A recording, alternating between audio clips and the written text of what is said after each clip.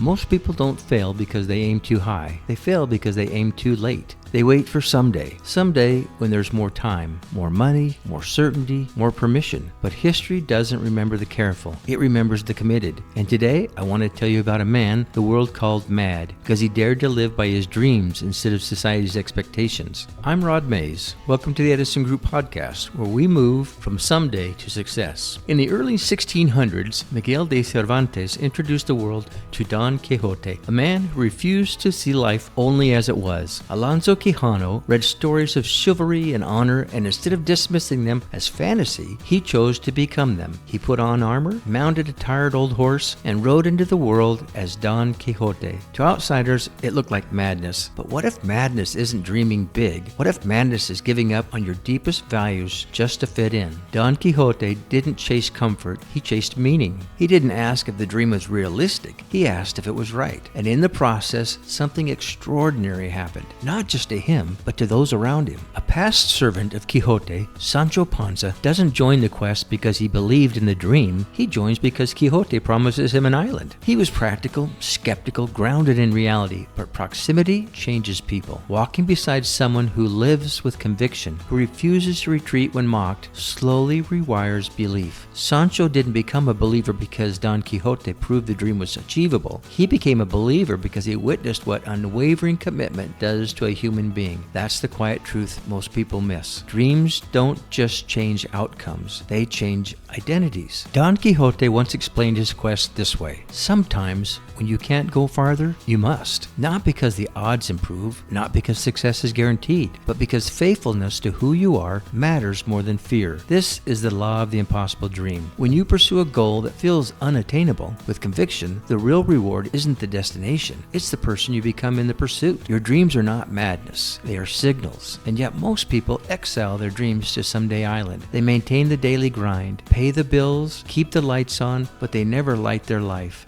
And here's the uncomfortable truth. No one reaches the end of their life wishing they had paid more utility bills. They wish they had lived braver. And here's the paradox. The moment you begin pursuing what feels impossible, it stops being impossible. Not because the dream shrinks, but because you grow. You become stronger, more disciplined, more resilient, more resourceful. The impossible dream doesn't change because it was wrong. It changes because you did. Don Quixote didn't become great because he succeeded every time. He became great because he refused to abandon who he was called to be. And that's the real question for you. What dream have you labeled unrealistic when the real issue is commitment?